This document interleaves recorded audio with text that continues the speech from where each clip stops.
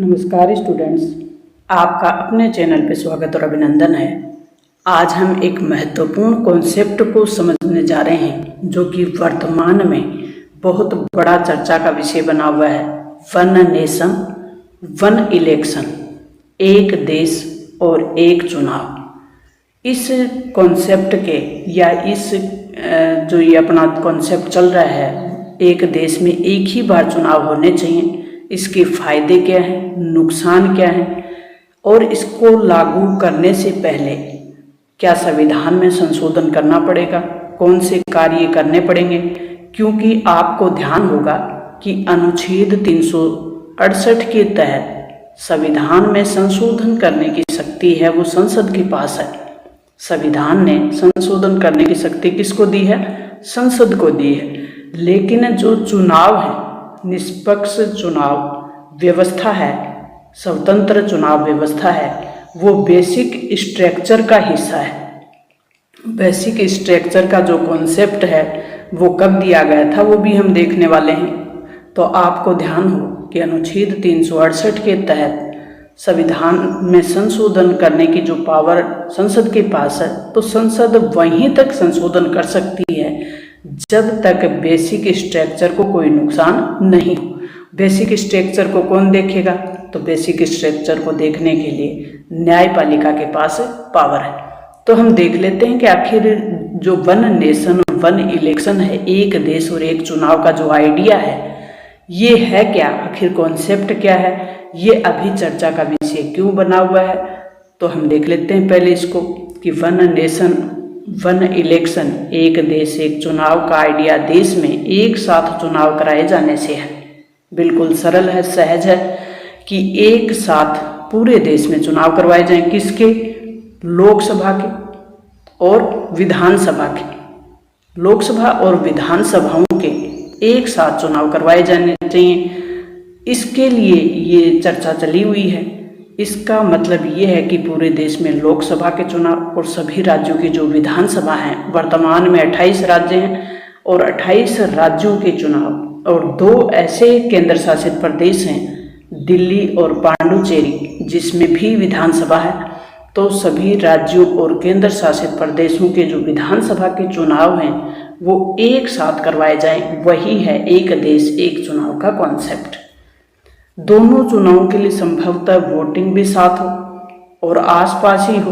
वर्तमान में लोकसभा और राज्य विधानसभाओं के जो चुनाव हैं उसका कार्यकाल 5 वर्ष का होता है। राज्य विधानसभा हो चाहे लोकसभा हो, सामान्यतः इनका कार्यकाल 5 वर्ष का होता है, जब तक इनको लोकसभा में और विधानसभा में विश्वास मत प्राप्त हो।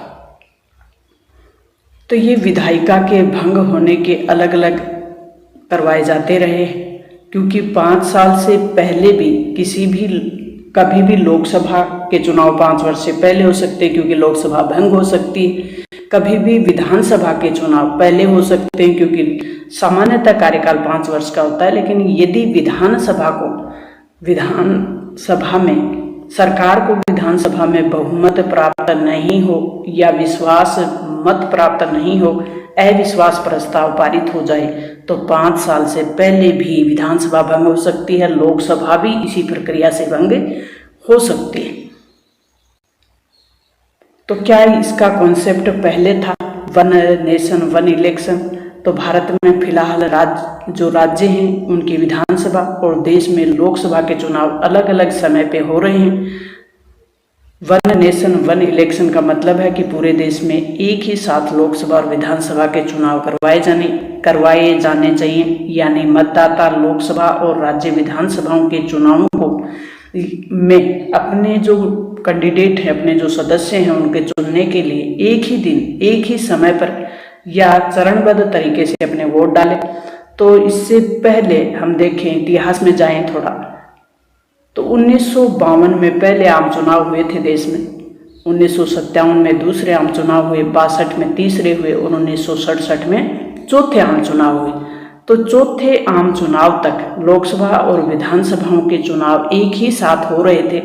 लेकिन 1967 का जो लोकसभा चौथा चुनाव था, तो लोकसभा में तो किसी भी तरीके से बहुमत मिल गया लेकिन 1967 के चौथे आम चुनाव में कुछ राज्यों में यानी 8 और 9 ऐसे राज्य थे जहां पे कांग्रेस बहुमत नहीं प्राप्त कर सकी, यानी कोई भी पार्टी बहुमत प्राप्त नहीं कर सकी और वहां विधानसभाएं भंग कर दी गई समय से पहले।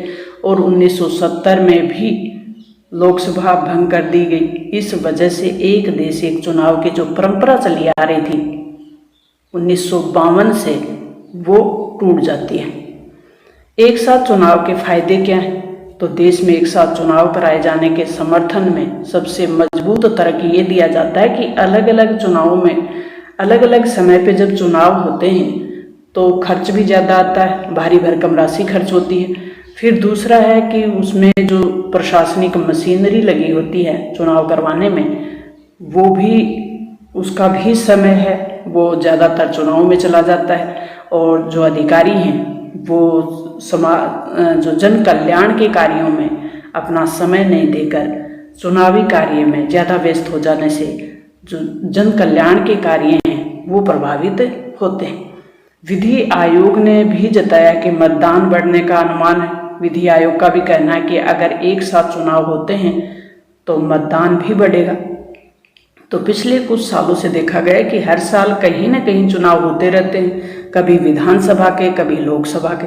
तो चुनाव से पहले इन राज्यों में आचार संहिता भी लगती है और आचार संहिता के दौरान कोई भी जन कल्याणकारी कार्य या लोक कल्याण की जो योजनाएं हैं उन पर रोक लग जाती है और वो कार्य नहीं हो पाते। एक साथ चुनाव होने से केंद्र और राज्य की जो नीति और कार्यक्रम हैं उनमें निरंतरता और सुनिश्चितता बनी रहेगी, ये कहना है जो भी राजनीतिक विश्लेषक हैं उनका। विधि आयोग ने कहा है कि एक साथ चुनाव कराने से मतदान का जो प्रतिशत है उसमें भी वृद्धि होगी, क्योंकि वोटर्स के लिए एक बार में चुनाव जो वोट है वो देने के लिए निकलना ज़्यादा सुविधाजनक रहेगा।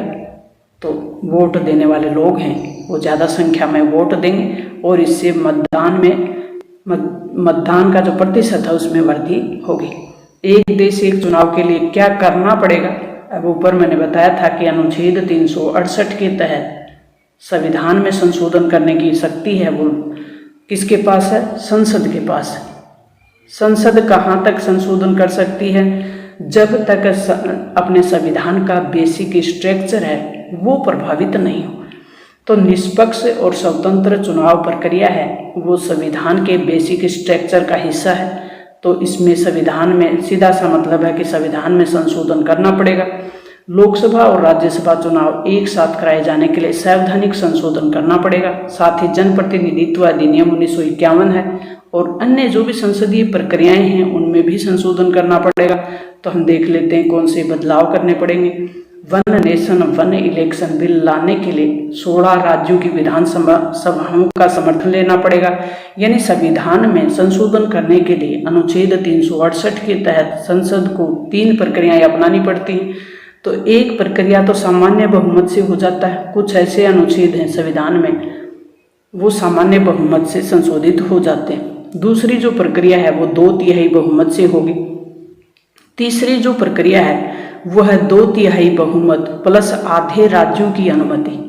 आधे राज्यों की अनुमति वाले में ये जो बेसिक स्ट्रक्चर का हिस्सा है स्वतंत्र इलेक्शन वाला, इसमें अगर संशोधन करना है तो आधे से अधिक राज्य यानी वर्तमान में 28 राज्य और 2 केंद्र शासित प्रदेश हैं जहाँ पे विधानसभा है, तो कम से कम 16 राज्यों का समर्थन चाहिए विधानसभाओं का।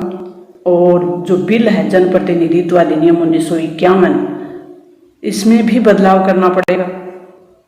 कुछ संविधान के संशोधन है जैसे 83, 85, 172, 174 और 356 में भी 2/3 संशोधन बहुमत के साथ संशोधन करना पड़ेगा। साथ ही चुनाव को लेकर आशंका भी है। अब ऊपर हमने इसके सकारात्मक प्रभाव देखे तो कुछ नकारात्मक प्रभाव भी हैं कि एक साथ चुनाव करवाने के नुकसान कौन से हैं। क्षेत्रीय दलों को क्षेत्रीय स्तर की जो आवाज़ उठाते हैं, क्षेत्रीय स्तर के जो मुद्दे उठाने वाले क्षेत्रीय पार्टियां हैं, उनको डर है कि वे अपने स्थानीय मुद्दों को मजबूती से नहीं उठा पाएंगे। क्षेत्रीय दलों का जो महत्व है वो कमज़ोर हो जाएगा। राष्ट्रीय जो पार्टियां हैं वो मजबूत होंगी। क्योंकि राष्ट्रीय मुद्दे केंद्र में आ जाते हैं और इसके अलावा चुनावी जो खर्च है और चुनावी रणनीति है उसके मामले में भी राष्ट्रीय पार्टियां हैं उनसे क्षेत्रीय पार्टियां मुकाबला नहीं कर पाएंगे और क्षेत्रीय मुद्दे कहीं न कहीं पीछे चले जाएंगे। तो क्षेत्रीय मुद्दों को क्षेत्रीय पार्टियों को ये डर है कि वो क्षेत्रीय मुद्दों को नहीं उठा पाएंगे। क्षेत्रीय जो दल हैं, राज्य स्तर की जो पार्टियां हैं वो कमजोर पड़ जाएंगी, तो ये भी एक डर है। तो प्यारे विद्यार्थियों, वन नेशन वन इलेक्शन का जो कॉन्सेप्ट था उसको राजनीतिक अपने पॉलिटिकल साइंस के व्यू से हमने समझने का प्रयास किया है। मिलते हैं नेक्स्ट और महत्वपूर्ण इसी प्रकार के कॉन्सेप्ट को क्लियर करने के लिए। Thanks, all the best.